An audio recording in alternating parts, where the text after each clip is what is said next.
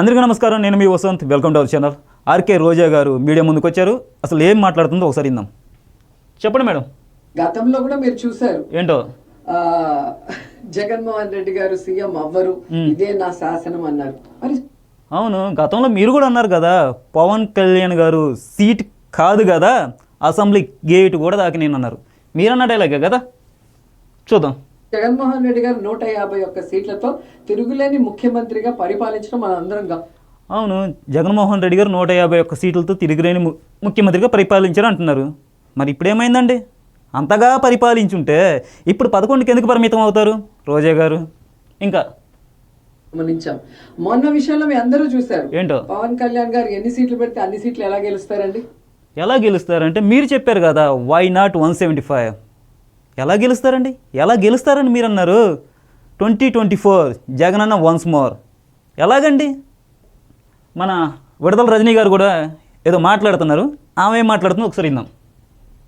చెప్పనమ్మా. ఓట్లు వాళ్ళ చేత ఓట్లు వేయించుకొని అధికారంలోకి వచ్చి ఏడాది అయినటువంటి సందర్భంగా మనం చూసినట్లయితే ఇచ్చినటువంటి ప్రతి హామీని కూడా ఈ రోజు తుమ్ములో తొక్కుతున్నటువంటి పరిస్థితి. ఓకే, విడదల రజనీ గారు పాపం జగన్మోహన్ రెడ్డి గారు గురించి మాట్లాడుతున్నారు. అసలు జగన్మోహన్ రెడ్డి గారు ఏ హామీలు ఇచ్చారు, ఏవి నెరవేర్చారో ఒకసారి చూద్దాం. మన జగనన్న ఇచ్చిన హామీలు, మాట తప్పిన హామీలు ఇవే. ఒకసారి చూద్దాం. సిపిఎస్ రద్దు చేస్తానండు, చేశాడా?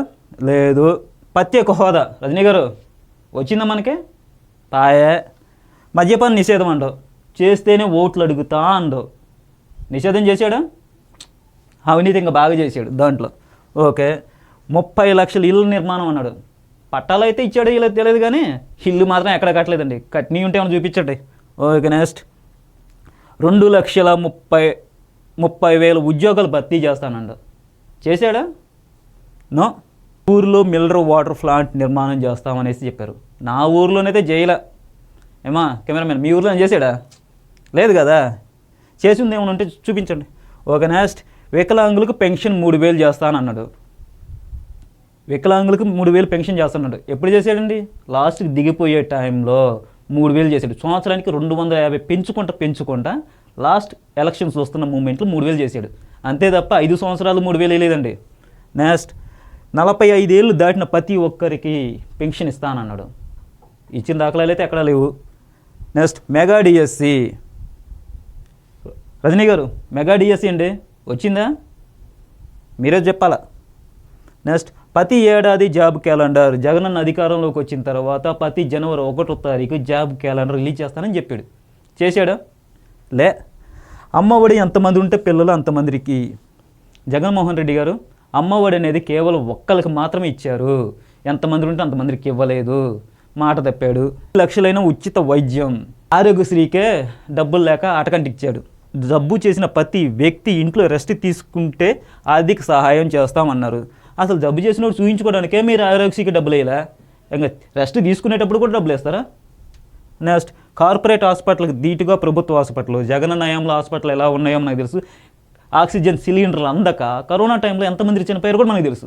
డ్వాక్రా రుణమాఫీలు మొత్తం మాఫీ చేస్తామని చెప్పారు. ఏమో రజనీ గారు, డ్వాక్రా రుణమాఫీ మొత్తం చేశారా? చేసేమంటారులేండి, వైసీపీలకు చేశారేమో. నెక్స్ట్ ఒక్కొక్క డ్వాక్రా మహిళకు 50,000 వరకు లాభం చేకూరుస్తామన్నారు.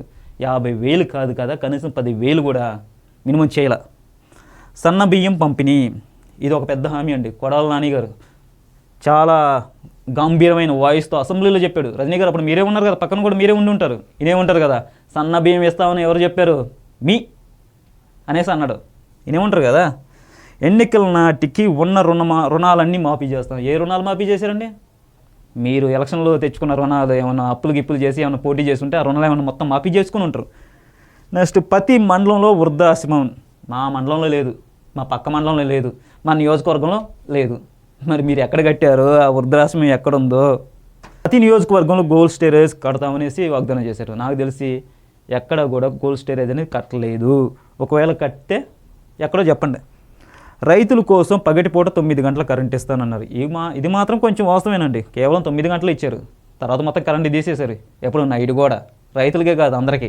రోజుల్లో వ్యవసాయ విద్యుత్ కనెక్షన్లు అందిస్తామనేసి వాగ్దానం చేశారు. కానీ 10 రోజులు కాదు కదా, సంవత్సరాలు తిరిగినా కానీ అవన్ రైతులు ఎంతోమంది ఉన్నారు. అసలు కరెంటే లేదు, కనెక్షన్లు ఇచ్చి ఏం చేసుకుంటారు?